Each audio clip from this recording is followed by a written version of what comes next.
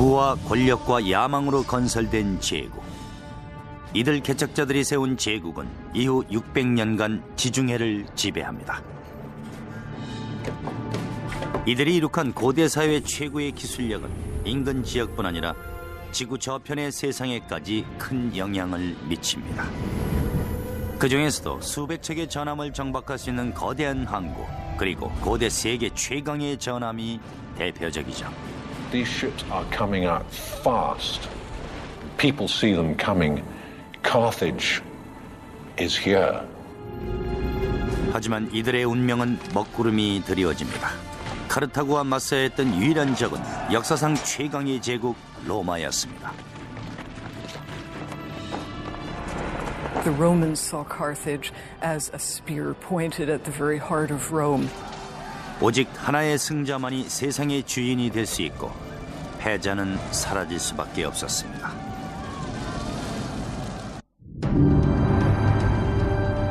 유혈사태, 대학살, 대규모 건설, 그리고 목숨을 내건 모험.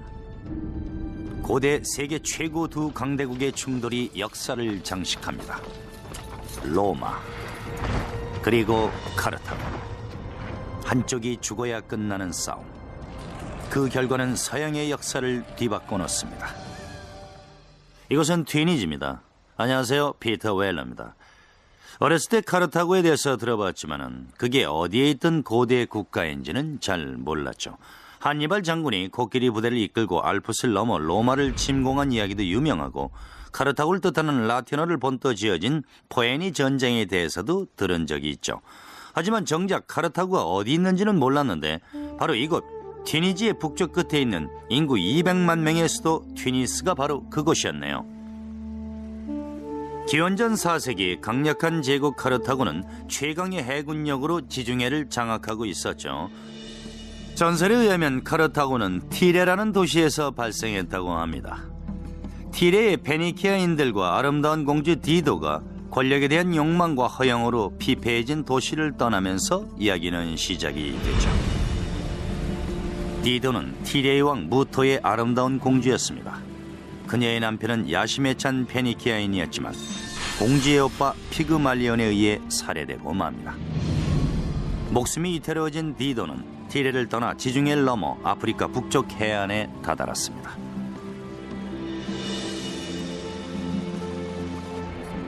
공주는 그곳 원주민들에게 한 마리의 황소 가족으로 둘러쌀 수 있을 정도의 토지를 부탁합니다. 그리고는 가죽을 긴 끈으로 잘라내 넓은 영토를 차지하는 기지를 발휘했습니다.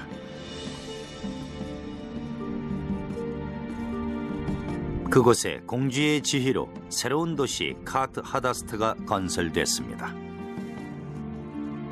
When they came to Carthage, sized up the bay, looked at the mountains, looked at the flow of the rivers, looked at a place, the Bursa, which would be a great defensible fortress site, they said, this is it.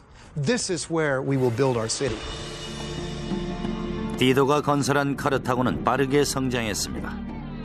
카르타고의 번영과 디도의 미모에 대한 소문은 무어의 왕 이아르바스의 귀에까지 들어갔습니다. Part of Dido's story is this tale of the king of the Libyan natives, Iarbas, who wishes to marry her, but she refuses to do so. According to the storytellers, it's out of love for her assassinated husband, and she climbs onto a self-built funeral pyre and burns herself up. 공주는 재가 되었지만 그녀가 세운 제국은 곧 세계를 장악합니다.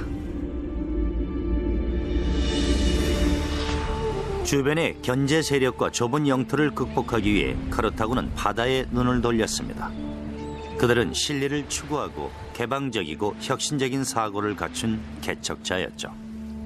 When Dido established the city, the new city, a lot of people's eyes obviously opened wide and said, hey, a new city, a new start. And as these trading routes that Carthage pioneered expanded, it very rapidly became as international a city as anywhere then in the world.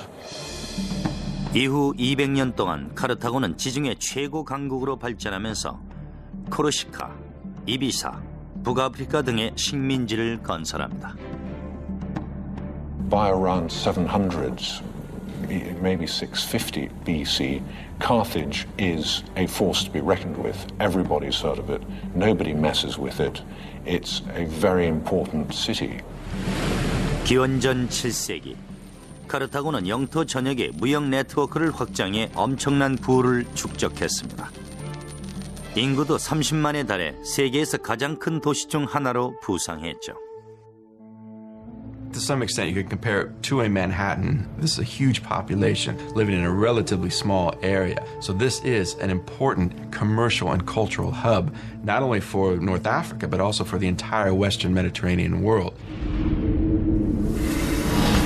카르타고 이전 시대의 위대한 건축물은 대부분 신을 위해 지어진 것이었죠. 하지만 카르타고는 주택 건설에 집중했습니다. 2500년 후 미국의 모습처럼 많은 사람들이 부를 찾아 카르타고로 몰려들었습니다. 도시 건축가들은 이들이 살 집을 마련하기 위해 고심했고, 그들은 고대 역사상 가장 획기적인 주택의 형식을 고안해냅니다. There was something very important to the Carthaginian spirit, to its psyche, about staying within the walls of Carthage. So the pressure to design buildings that would accommodate people who wanted to live within the city was very strong. 카르타고의 건축가들이 생각해낸 해결책은 여러 층으로 된 높은 건물, 바로 아파트였습니다. These were as high as 6 stories, very densely populated. Why? Because people wanted to come to Carthage. It was a successful, happening place. If you wanted to get on in life, you wanted to come to Carthage. 건물을 짓기 위해서는 먼저 건축에 쓰일 자재가 필요했죠. 해답은 튀니스만에 있는 엘 하우아리아였습니다. 이곳 채석장에서 채석이 용이하고 건축 작업에 알맞은 석회암을 얼마든지 공급받을 수 있었습니다. Limestone is the perfect choice for building. And there were limestone depositions geologically in that area, in that basin, very close at hand. 이집트와 마찬가지로 카르타고인들도 석재를 떼어내는데 매우 간단한 도구를 사용했습니다. 물과 나무가 그것이죠.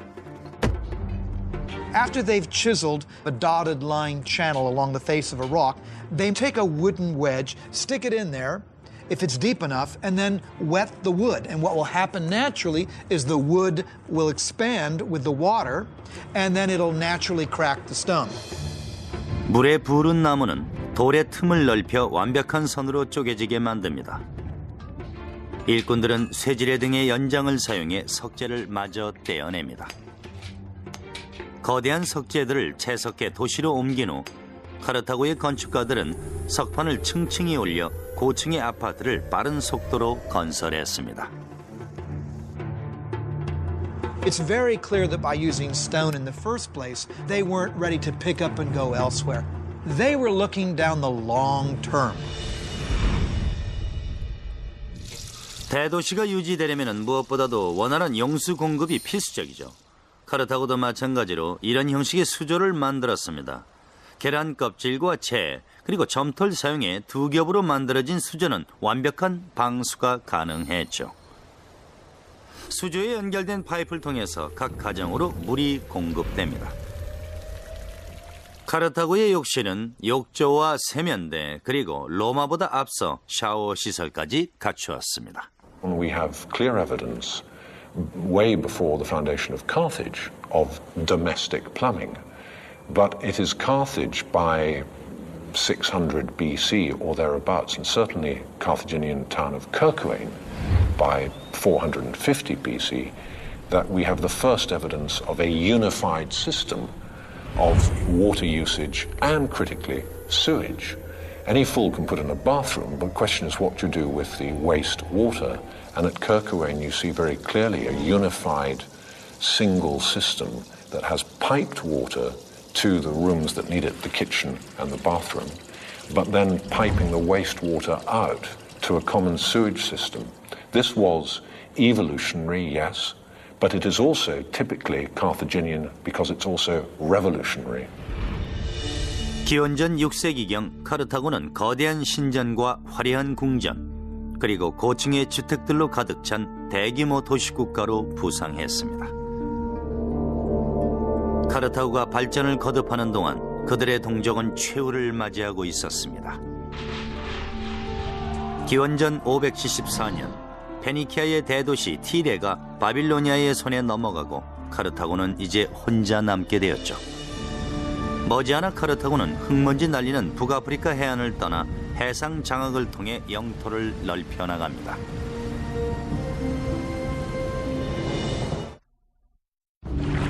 기원전 520년 3,000명의 사공이 60척의 배를 이끌고 지브롤터 해협의 헤라클레스 기둥을 지납니다. 카르타고의 위대한 제독 탐험가 한노는 세상의 끝을 향해 항해 중이었습니다. 지중해 지역의 완전한 패권을 독점하기 위해 계획된 항해였죠. So every great explorer, Christopher Columbus, Vasco da Gama, who's sailed off into the unknown, seems to me a very strong parallel for the original and best of them, Hanno the navigator.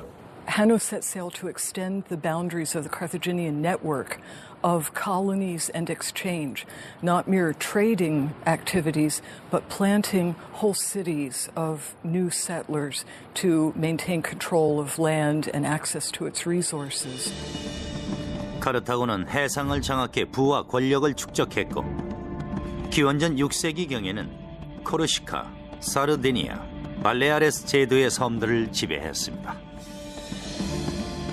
이것을 가능케 한 힘의 원천은 놀라운 기술력으로 건설된 항구 시설이었습니다. This is the absolute pinnacle of Carthaginian engineering. 기록은 상세하지 않지만 고고학자들은 한노 시대 이전에 항구가 건설됐다고 믿고 있습니다. 세력이 절정에 다다른 기원전 2세기경 카르타고의 항구는 세계 그 어떤 해상 시설보다도 기술적으로 우수한 카르타고의 생명줄과 같은 존재였습니다. It was part of Carthage. It was the heart of Carthage. It was the lungs of Carthage. It was everything to Carthage, both naval and commercial. 항구의 출입구는 폭이 21m로 강철 사슬로 폐쇄가 가능했습니다. 안쪽으로는 두 곳의 정박지가 있었는데 하나는 상인들의 배를 위한 곳이었습니다. The mercantile harbour, the commercial harbour, was organised with conventional wharves to make as easy as possible the loading and unloading of goods. So in Carthage, readily one can imagine in, say, 400 BC, you would see all the goods there were in the then known world being bought, being brought, being sold in Carthage. 그리고 두 번째는 군함을 위한 둥근 모양의 정박지였죠.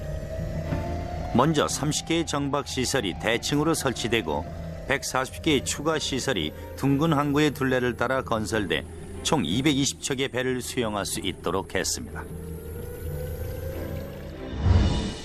얼마 전 건선거 시설 하나가 발굴됐습니다. 해상을 호령했던 항구의 규모를 짐작해야 합니다. 카르타고의 해군 항구, 즉 코톤의 유적이 있는 곳입니다.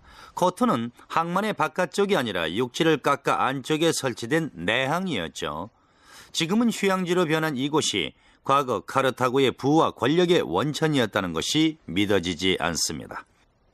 거대한 원형의 항구 중앙에는 40-50척의 배를 한꺼번에 수리할 수 있는 건선거가 들어서 있었죠. 그리고 항구의 꼭대기에 설치된 탑에서는 나팔수들이 신호를 알리고 해군 장성들은 저 멀리 바다를 감시하며 이곳으로 오고 있는 배가 아군인지 적군인지를 살폈을 겁니다. 물론 바다 위에 떠 있는 배들은 항구의 사정을 아직 모르는 상황에서 말이죠. Nobody has anything approaching this potency, this power, let alone this navigational and seafaring skill. So when the barriers are taken off the channel and within, they're scrambled as they did in World War II with aeroplanes. These ships are coming out fast down this channel and out into the Mediterranean. People see them coming. Carthage is here.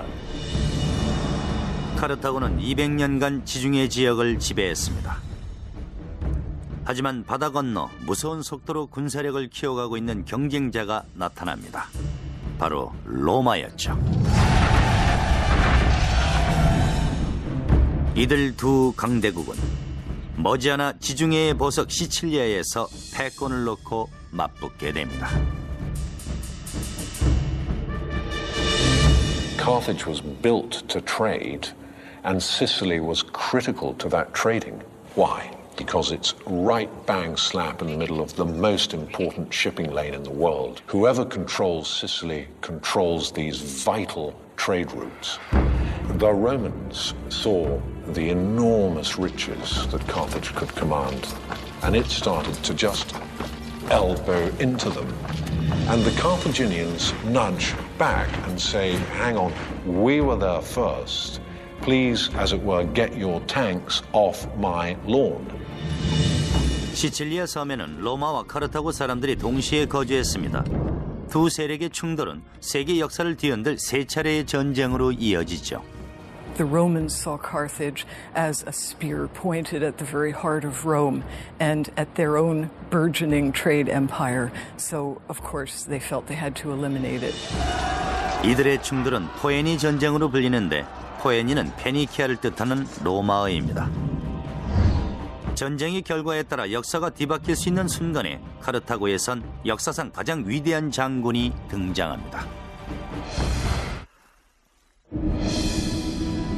기원전 3세기 초반 로마 공화국은 그리스 남부의 한 도시로부터 해적을 소탕해달라는 요청을 받습니다.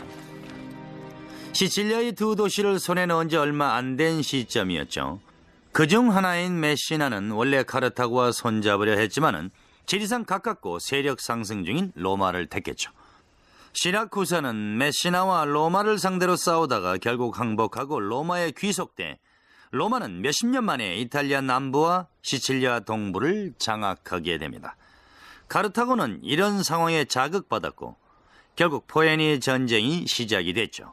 전쟁의 승자는 시칠리아 섬의 주인이 될 뿐만 아니라 지중해 남부 전체를 지배할 수 있었던 것입니다. 기원전 264년 로마와 카르타고의 제1차 포에니 전쟁이 시작됩니다.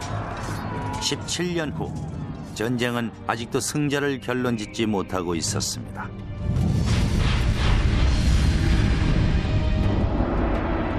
하지만 강인하고 카리스마 넘치는 장군 하밀카르 바르카가 카르타고군의 지휘권을 장악하면서 지루한 교착 상태는 끝을 맺습니다.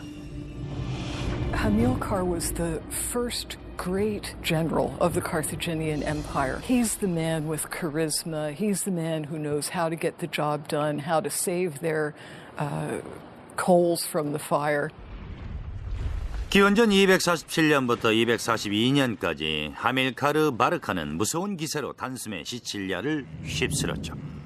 그는 에너지가 넘치고 강인하며 무자비했습니다. 하밀카르가 그토록 자신감을 가질 수 있었던 것은 새로운 형태의 전함인 막강한 5단 노 전함이 있었기 때문이죠. 5단 노 전함은 카르타고뿐만 아니라 로마에도 있었습니다. 하지만 카르타고 전함의 다른 점은 바로 거대한 충각이었죠. In that period of the Punic Wars, wow, they were the feat of shipbuilding and engineering. Quincunum apparently had 5 banks of oars. Now, there's been some debate exactly how that worked, but it is believed that there were 3 levels with 5 guys, 2 on the top 2 levels, each with an oar, and then 1 guy at the bottom. Whatever the case, it was a bigger, larger version of the trireme. However, even though it's a bigger version, the tactics involved in naval warfare are exactly the same. The main purpose of these ships is to ram the enemy's ship. That's what they were engineered for. 청동을 덮은 충각으로 무장한 전함은 속력과 기동성이 우수했습니다. These were very, very, very quick. Trying to catch a Carthaginian warship was trying to hit Muhammad Ali in his prime as a boxer. 전함의 규모는 길이 36m, 폭은 3m에서 5m 정도로 420명이 탑승할 수 있었습니다. 선원과 무장을 모두 갖춘 전함은 100톤이 넘었죠. 바다 위에서 거대 전함은 가공할 위력을 발휘했습니다. This thing is just coming straight at you at a speed you've never dreamt of as possible. And bang! The whole of your boat shakes, your ship shakes. And you start to sink. Compare that with the trireme, where often the model was probably much more to engage with the enemy ship and have land fight at sea. The Carthaginians didn't mess about like that. They wanted to get in, they hit you once and you drown and they're gone. To hit the next one, deadly. 카르타고인들은 전함을 대량 생산할 수 있는 방법을 고안해냈죠. 사전 제작된 전함의 조립식 부속품들을 결합해서 축조하는 것이었습니다. 따라서 한 척의 전함이 침몰해도 곧바로 다른 전함을 내보낼 수 있었죠. 고전을 면치 못하던 로마는 침몰한 카르타고의 전함을 역설계했습니다. 즉, 전함을 분해해서 구조를 파악한 후에 재조립해서 그들의 전함으로 사용을 한 것이죠. They captured a grounded Carthaginian quinquereme and made dozens of copies of these. In fact, the copies weren't as well made and were made out of green wood, and after one season they fell to pieces. But never mind, that's all the time the Romans needed to turn the tide. 가공할 위력의 전함으로 비슷한 전력을 갖추게 된 최강의 두 제국은 이제 해상의 패권을 위한 대결을 앞두고 있었습니다. 기원전 241년 3월 10일 양진영의 함대는 시칠리아 서부 연안의 에가디 제도에서 역사상 최고의 해상 전투를 벌입니다. In the hostilities of the First Punic War, the Battle of the Agates Islands, fought off the coast of Sicily, was a turning point. 양쪽 모두 훌륭한 전함을 갖췄지만 수적으로는 카르타고가 앞섰습니다. 하지만 그들의 날렵한 전함은 시칠리아 부근에 주둔한 부대가 사용할 식량과 군수품을 싣고 있었죠. Many ships were sunk or lost or captured. People weren't expecting that. Now, the Carthaginians try to make a break for it, but they are unable to do so because of this extra weight. That gives the Romans the victory. 치명적인 전략상의 오류였습니다. 로마는 3만에 가까운 카르타고군을 포로로 잡았습니다. 전열을 재정비할 방법이 없었던 하밀카르는 결국 항복 후 군을 철수시켰죠.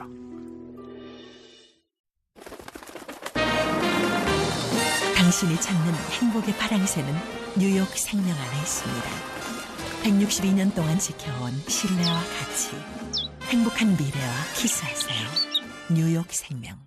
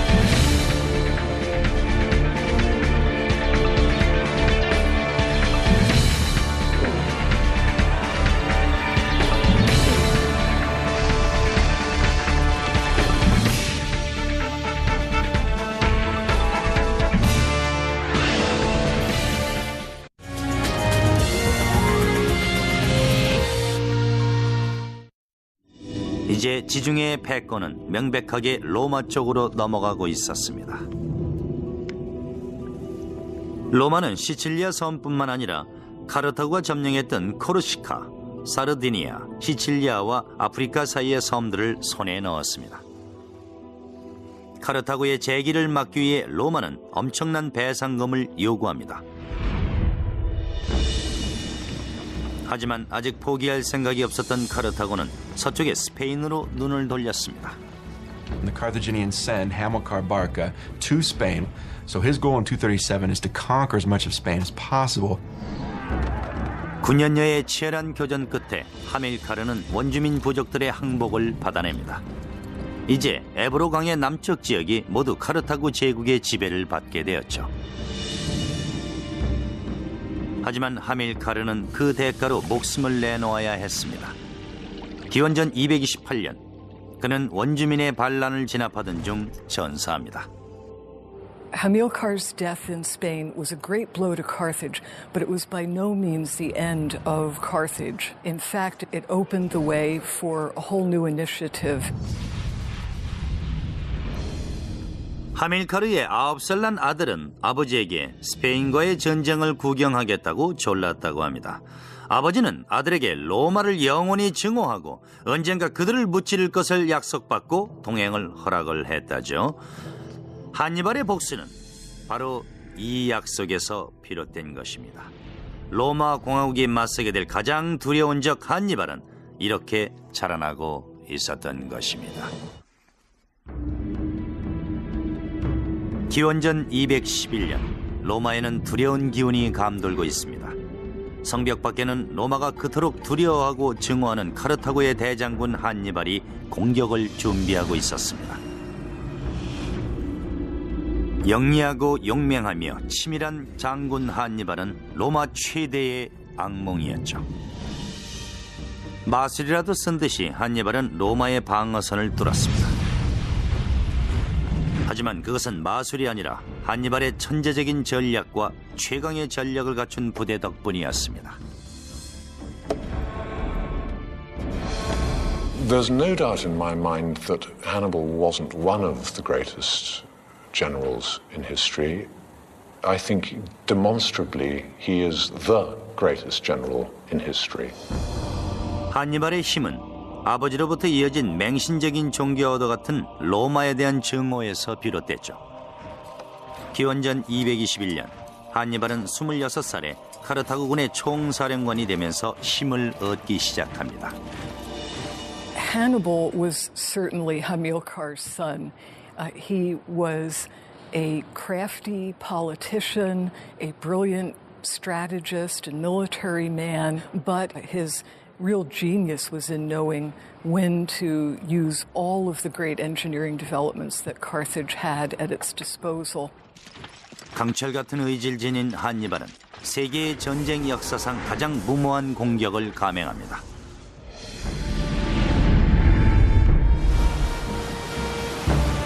로마가 지중해를 장악한 상황에서 한니발은 바다를 통해 적진에 침투할 수가 없었죠. 하지만 로마를 파괴하겠다는 아버지와의 약속을 지키기 위해 그는 불가능한 작전을 세웠죠. 알프스 산맥을 넘어 로마의 심장부에 진입하는 것이었습니다. Now, Hannibal knows he's greatly outnumbered. He knows he has a relatively small army in comparison to the Romans, but he does come up with a strategy which he believes will bring him victory. And what he has to do is take his army to Italy itself and attack the Romans on their home field. 기원전 218년 한니발은 9만 병력과 12,000필의 군마 그리고 남쪽의 아프리카 지역에서 확보한 코끼리 37마리를 이끌고 출정합니다. Elephants have been used in battle for centuries before this. They could be the turning point in a battle because the cavalry of the enemy could not withstand elephants.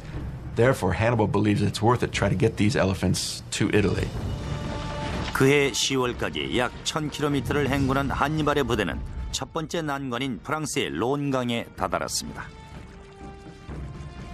Even at its narrowest, shallowest time of the year, the Rhone River is still going to be somewhere between 100 to 150 to 200 meters wide. It's going to be daunting to all of Hannibal's field engineers.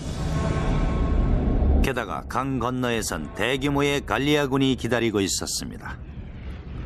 상황이 어찌됐든 이 넓은 강을 건너가는 게 급선무였습니다.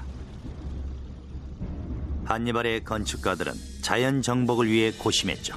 Not only are the engineering feats daunting, but you also have crowds of insubordinate and hostile tribes waiting on the other side of the river.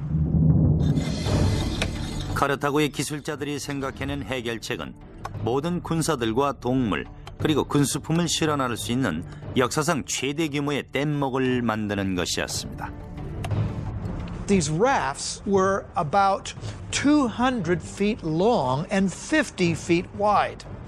Now that means that you can't just use one single tree trunk. You have to also put multiple trees together and then lash those together too. This requires more than a Boy Scout knowledge of knots. 한니발의 군사들은 근처 수림에서 거대한 침엽수들을 베어와 신속하게 목재를 밧줄로 연결했습니다. 하지만 그들은 코끼리들의 정신적 안정도 염두에 둬야 했죠. 따라서 통나무를 연결한 후 바닥에 나뭇가지와 흙을 덮어 코끼리들이 땅 위에 서 있는 것처럼 느끼도록 했습니다. 모든 준비가 끝나고 뗏목을 띄우라는 한니발의 명령이 떨어집니다. 건너편에서 대기 중이던 갈리아인들은 위대한 카르타고의 장군이 군사들과 기병대 그리고 코끼리 부대를 이끌고 험하기로 소문난 론강을 건너는 모습을 목격합니다. 마침내 그가 강을 건너자 갈리아인들은 놀라서 뿔뿔이 흩어졌습니다. 단 9일 만에 카르타고는 갈리아족을 굴복시켰죠. I think the crossing of the Rhone in such a short space of time using rudimentary equipment is one of the great achievements of military history. And people slightly forget the small engineering miracles that made all this possible. 한니발의 부대는 진격을 계속해 알프스 산기슭에 다다랐습니다. 초겨울을 맞이하는 군사들은 굶주림에 지쳐 있었죠. 산을 오르면서 그들은 불가능으로 보이는 장벽과 마주쳤습니다. 바로 거대한 바위산이었죠. 한니발의 기술자들이 고안해낸 해결책은 산을 넘어가는 게 아니라 관통하는 것이었습니다. The stratagem of crossing the Alps certainly shocked the people of Italy. No one expected an army with elephants to make it across. And although the Alps may have seemed in places impassable, this idea of breaking up the mountains themselves to create a pathway to get your pachyderms across was a brilliant idea.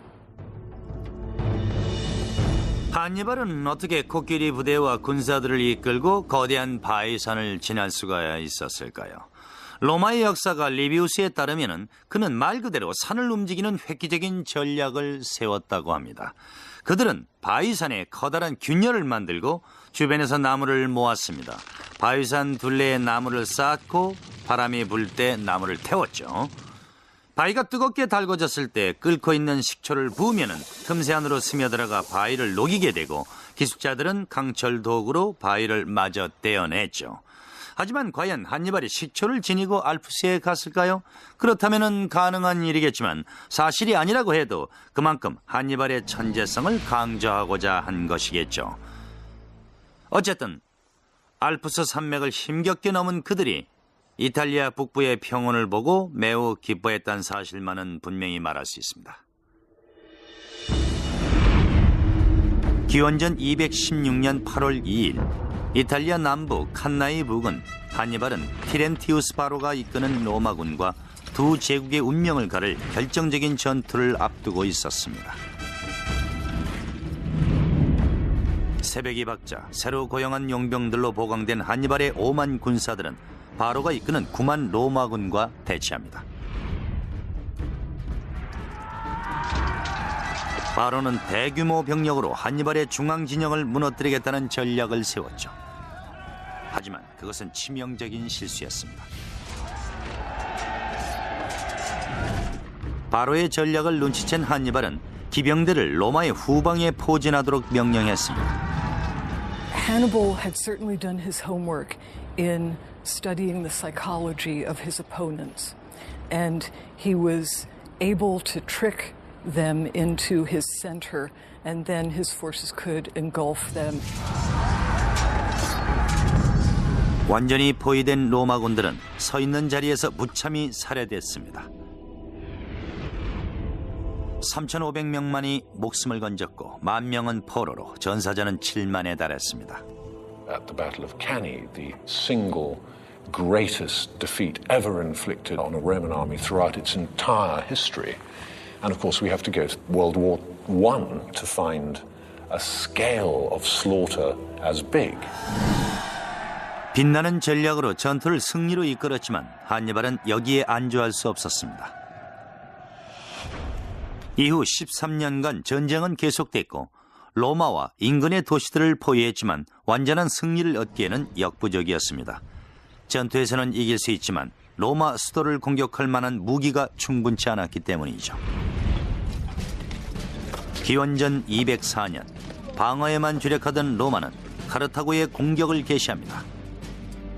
결국 한니발은 자국을 지키기 위해 돌아와야 했죠. 기원전 204년 스페인에서 카르타고를 무찌른 바 있는 스키피오 아프리카누스는 한니발 제거를 위해 카르타고를 직접 공격할 것을 제안합니다. 한니발은 고국을 지키기 위해 돌아왔고 양 진영의 위대한 장군이 만나 대화를 나누지만은 그 내용은 알 수가 없습니다. 기원전 202년 둘은 자마 전투에서 제외하고 한니발은 패배했죠. 그리고 평생토록 파괴하려고 애썼던 적에게서 항복을 강요당하게 됩니다. 아버지와의 약속을 지키지 못하고 카르타고에서 쫓겨난 한니발은 몇 년 후 지금의 터키 근처에서 스스로 목숨을 끊습니다. 제2차 포에니 전쟁에 패배한 카르타고는 다시 한번 로마에 굴복해야 했습니다. They are forced to surrender in 202 BC. The Romans again impose very harsh peace terms on the Carthaginians, meaning, first of all, they must again pay an indemnity, a tax to the Romans. Also, the Carthaginians lose their overseas territories, meaning their territory is now confined to areas just around Carthage itself. One last very important part of this treaty was that Carthage could not fight a war, any war, even a defensive war, without Rome's okay.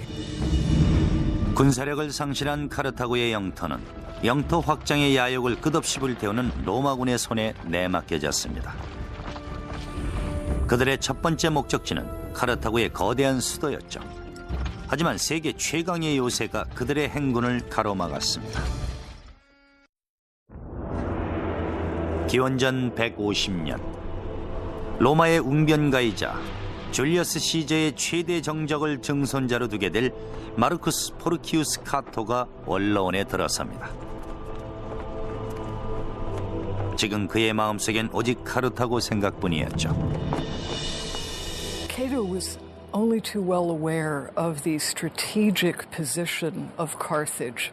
He could see that as long as Carthage was an independent stronghold, it was too close to Sicily and Italy to be allowed to harass shipping or maintain a military presence. He wanted it completely wiped out. 한때 카르타고의 동맹이었던 누미디아가 카르타고의 남부 영토를 침범해오기 시작합니다. 카르타고는 당연히 맞서 싸워야 했지만은 한 가지 문제가 있었습니다. 제2차 포에니 전쟁 이후 카르타고는 로마의 허락 없이는 이유를 불문하고 누구와도 싸우지 않겠다는 조약을 맺었기 때문이죠. 로마는 누미디아와 카르타고의 중재를 위해 사절단을 파견하는데 그들 중 한 명이 바로 카토입니다. 카토는 2차 포에니 전쟁 이후에 경제적 재건에 성공한 카르타고를 목격하고 로마로 달려가 카르타고가 다시 번영을 구가함으로써 머지않아 로마에게 새로운 위협이 될 것이라고 주장을 하게 됩니다. 도로, 정책, 세금 등 어떤 주제에 대한 연설을 하더라도 언제나 그는 카르타고를 반드시 쳐보셔야 한다는 말로 끝을 맺었던 것입니다. 곧 위험이 닥칠 것을 감지한 카르타고는 무력을 증강하기 시작하죠. 로마는 카르타고에 군대를 보냅니다. 로마는 도시를 버리고 떠나라고 명령하지만은 카르타고의 거부로 3차 포에니 전쟁이 시작이 되는 것입니다.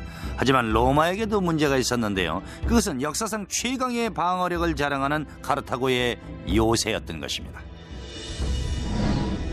오늘날 세월의 풍화로 규모는 줄어들었지만 기원전 149년 당시에는 이 방벽이 카르타고의 마지막 희망이었습니다. It was a three-part wall system with massive stone circuit wall. It covered a huge extent and was thought to be unbeatable. A wonder of the world, those Carthaginian walls, and the Carthaginians trusted them.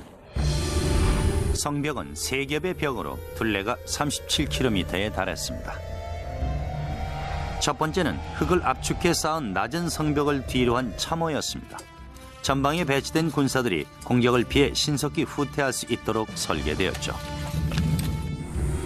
석재로 만들어진 두 번째 성벽은 외부 방어를 주관했습니다. 두 번째 성벽 뒤에는 높이 37m, 폭 9m의 더욱 위력적인 세 번째 방벽이 버티고 있었습니다. 180m 간격마다 초소를 설치해 경계를 늦추지 않도록 했습니다. Inside this wall lived part of the Carthaginian army, including 20,000 men, 300 elephants, prepared for any type of attack that took place. 카르타고의 방벽 시스템은 지중해 연안의 도시 중 최고 수준이었습니다. 카르타고의 전설적인 장군 하스드루발은 로마를 상대로 그것의 위력을 시험하게 됩니다. The Carthaginian commander who would lead the Carthaginians during the Third Punic War was Hasdrubal. He is the one responsible for retaliating against the Numidians, and he is the guy who's going to be leading the main resistance. 로마의 부대가 도시 안으로 진격하자 카르타고군은 서둘러 새로운 방어진을 구축합니다.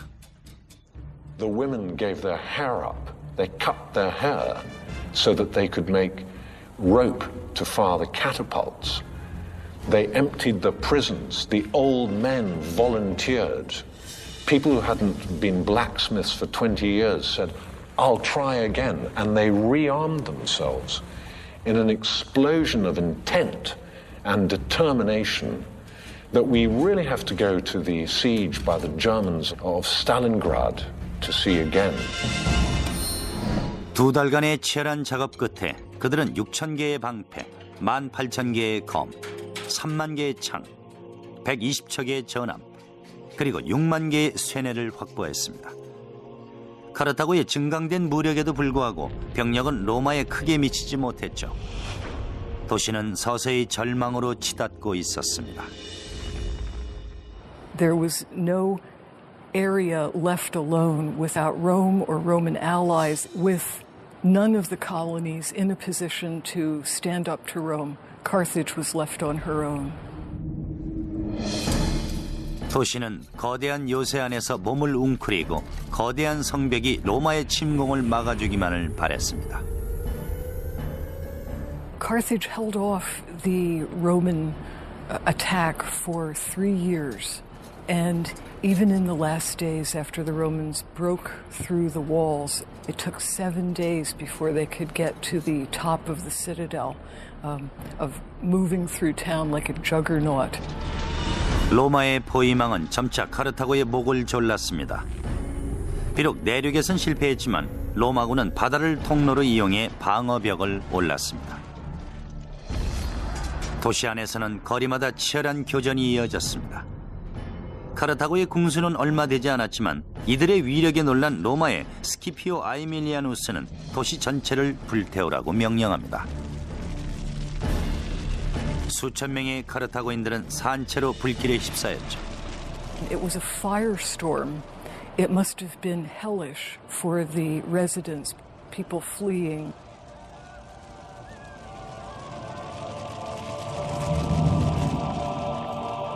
포로로 잡힌 카르타고인들은 무참히 살해됐습니다. 도시의 인구는 50만에서 5만으로 급감했습니다. 살아남은 자들은 노예로 팔려 다시는 돌아오지 못했습니다. 기원전 146년 17간의 불길에 카르타고는 완전히 파괴됐습니다. 같은 해 로마는 코린트를 공격해 그리스를 손에 넣고 지중해를 그들만의 호수로 삼았습니다. 비록 로마에 의해서이긴 하지만은 카르타고에는 엘젬의 원형 경기장 같은 건축물이 재건됩니다. 3세기경 카르타고는 상업항으로 다시 번영하게 되죠.